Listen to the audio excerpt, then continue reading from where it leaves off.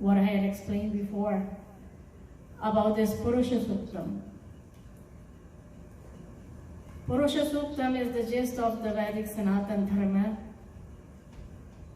and it is teaching mankind to visualize the oneness in all, unity and diversity.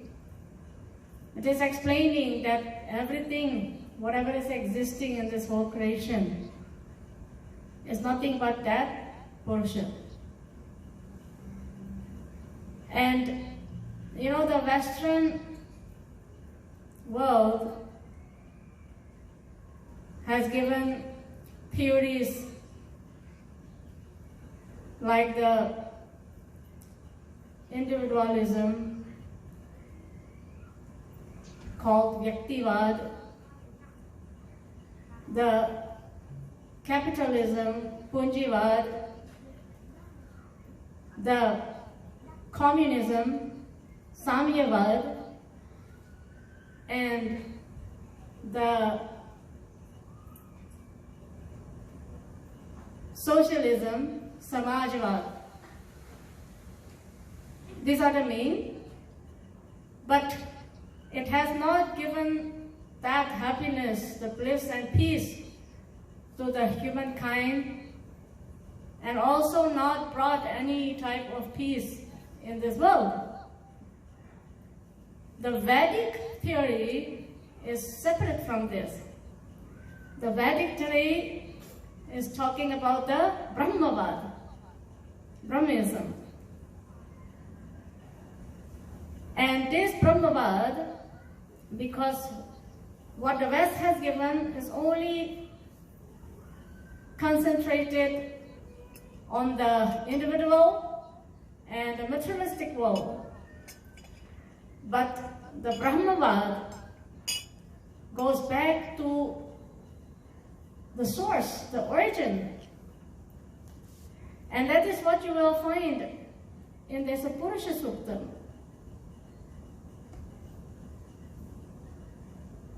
I had explained about this Purusha in the first verse, Sahasra Shirsha Purushaha, Sahasrakshaha Sahasrapad.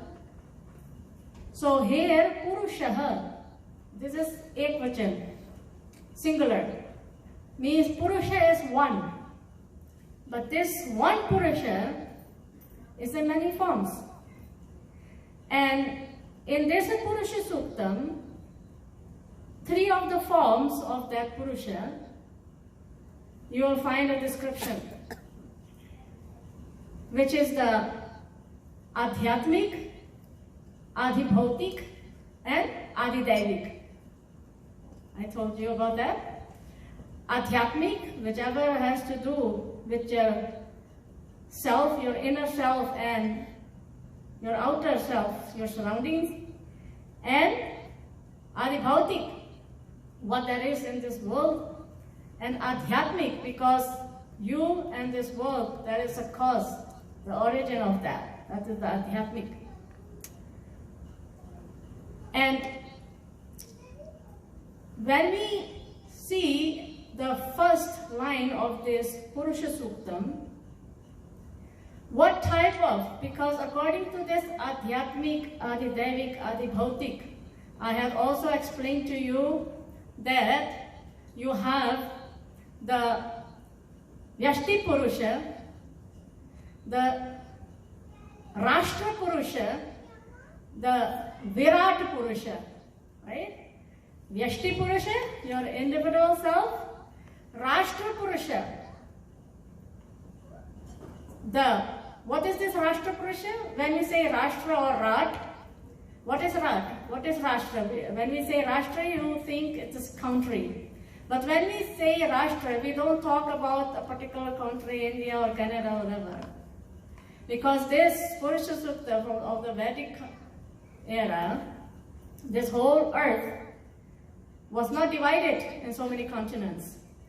And the Rishis has given that Asamudra Paryanta Prithvi Ekrat, which means when we talk about Rashtra or Rat here, we are not talking about a particular country. We are talking about this whole world, this whole earth, this whole world. That is the Rashtra.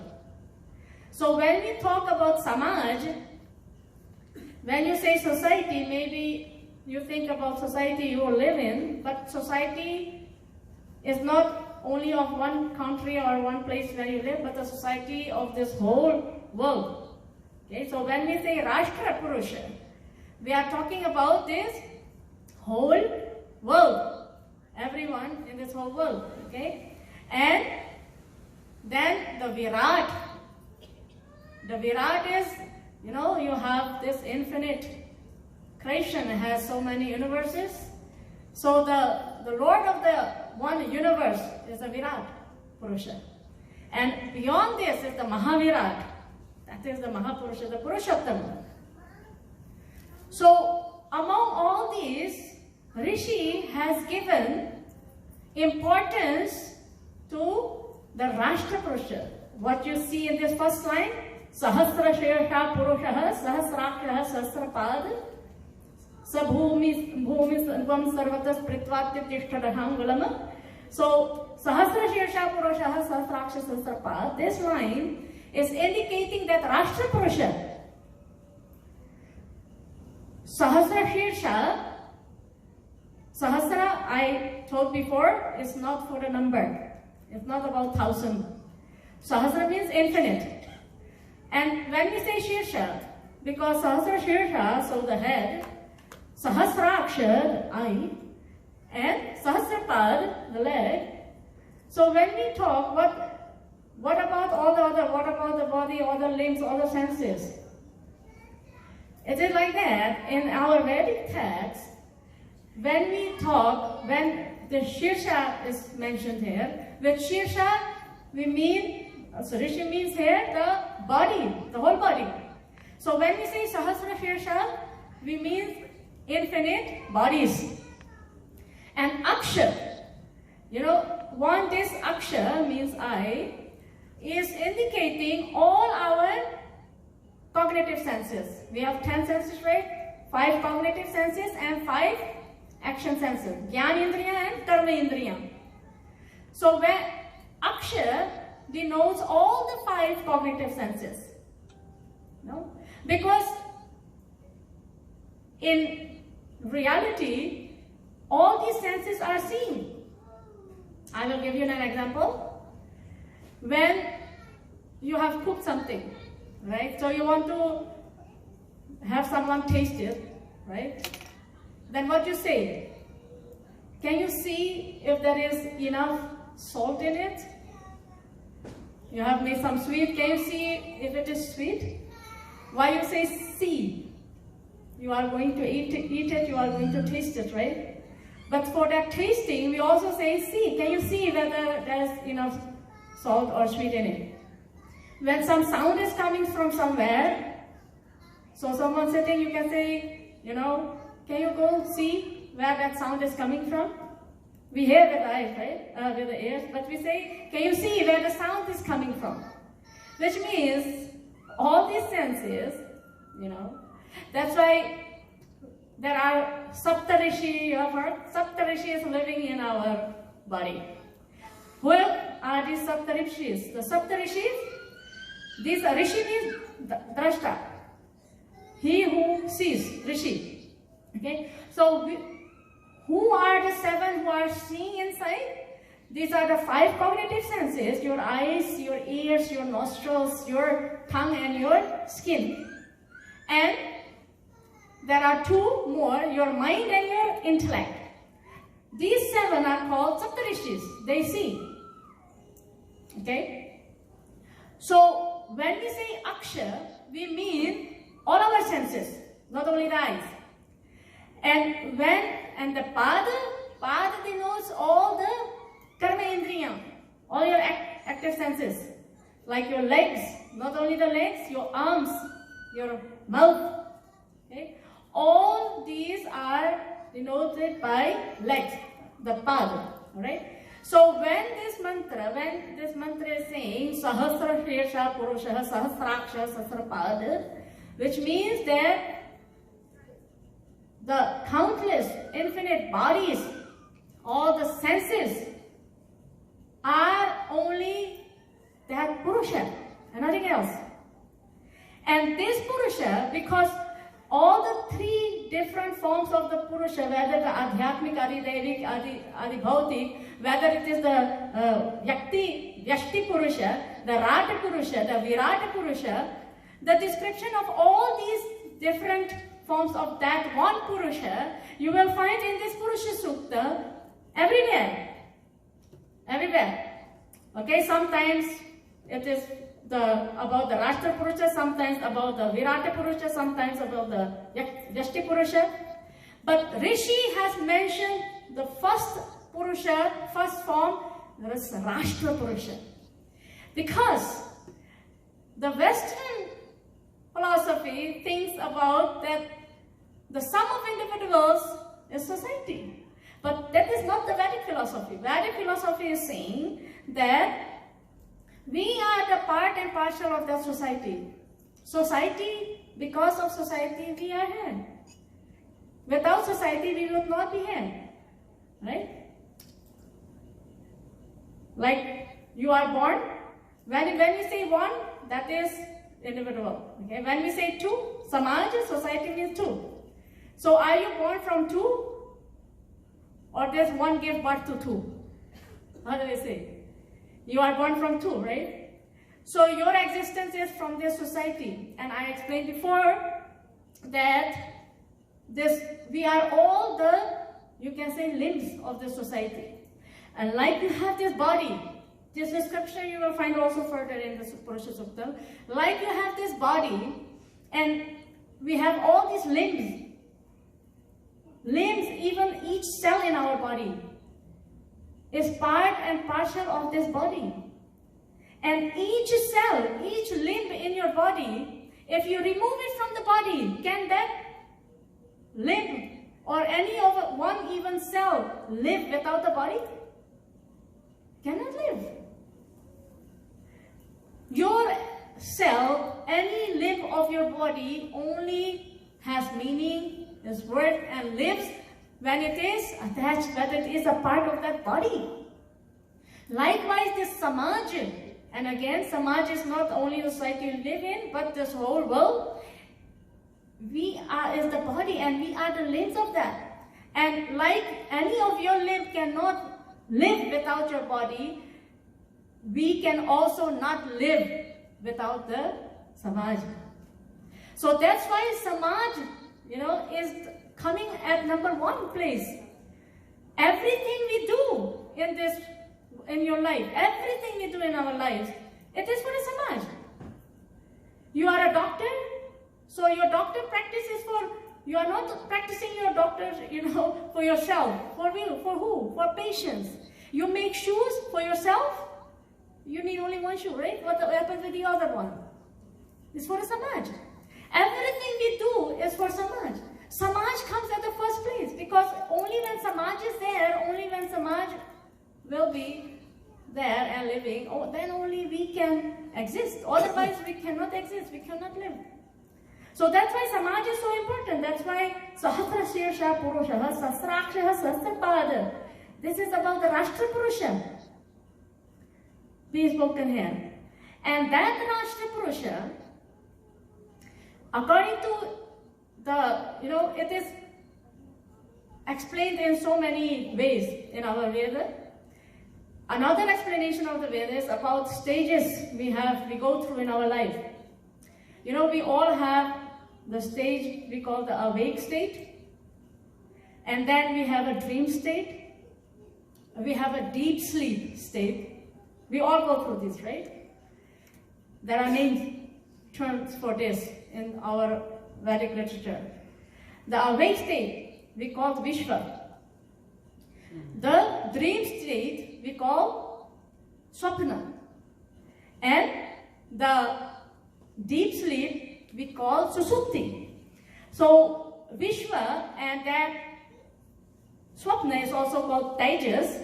Vishwa, Tejas, Susupti. We all go through these stages. And these stages are again nothing but those different forms of the Purusha also. The Adhyatmic, Adibhautik, and Adidaivic. That Vyashti Purusha, that Rashtra Purusha, that Virat Purusha. And beyond that, that Purushottama, that Mahavirat. So beyond this, beyond these three stages, we all go through, all of them. But there is one more. That is called Turiya, Turiyavastha. And that Turiyavastha, that state, that is the state of the Samadhi. So not all of us go through that, but all of us can go through that. But some of us go through that stage. So, and that is the stage of that Purushottama. Right? So, all this, in our life, this Purusha Sukta is explaining everything about our life, all the aspects of our life. Whether you say the Adhyatmic, Adibhautik, Adidaivik, whether you say the awake state, the dream state, the deep sleep state, the Samadhi state, all the aspects of our life is explained in this Purusha Suktam. And what is the Rishi saying next? Sabhumi Gvam Sarvatas Pritva Atyatishthada Shangulama. So this Rashtra Purusha, that's all? No. Beyond this Rashtra Purusha, that Rashtra Purusha also has a source. Okay? So Rashtra is coming in the middle. After that, so Sabhumi, who is this Purusha? We are talking about being as a Rashtra Purusha. That Purusha is Sabhumigam Sarvatas Pritva. That Purusha is pervading in this whole creation. Sabhumigam Sarvatas Pritva. Okay? It's pervaded all and everywhere. And Atyatishthadahangulama.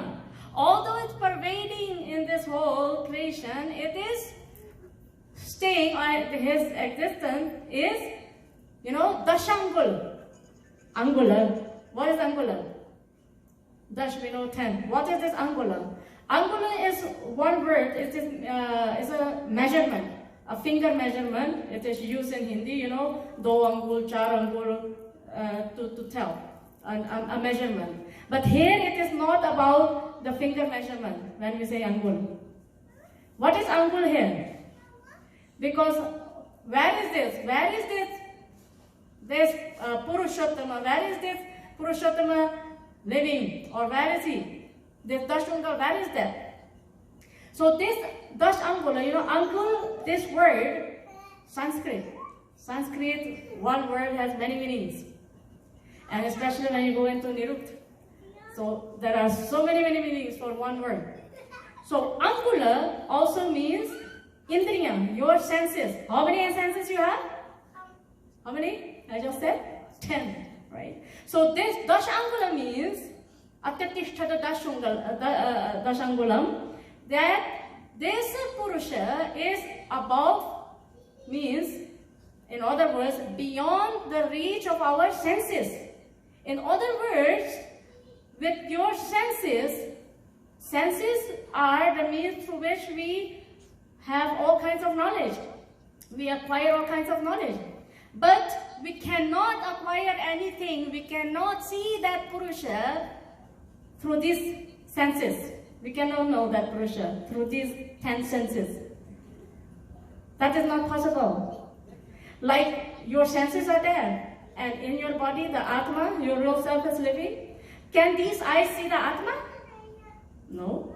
You hear you see so many forms, but you cannot see the Atma. You hear so many sounds, but can you hear the sound, the voice of your Atma? You cannot hear. These senses cannot perceive that Atma, because it's beyond. And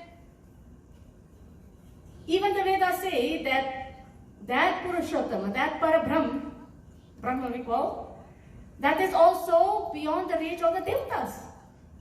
Because who are these Devatas? Divi Prakashane Dhatu, the Devatas word is made. So Devatas are also the ones we see with. Okay? And what are these Devatas in our body? These senses. All these senses are the Devatas. And that's why, like the senses cannot see that Atma, Devta can also not reach to that Brahma. So that's why Rishi is saying, Atyatishta Dashangulama. It is beyond the reach of these 10 senses. That is that Dashangulam. So I see that it is getting time, and I will explain further about this verse. And if that Purusha, okay, is staying, Dashangulam is beyond this, so who is this Purusha? That is further explanation the next verse is saying. Who this Purusha is, and how this Purusha is pervaded in this whole world. But I will explain next week. तो इन्हीं शब्दों के साथ वाणी को विराम देती हूँ।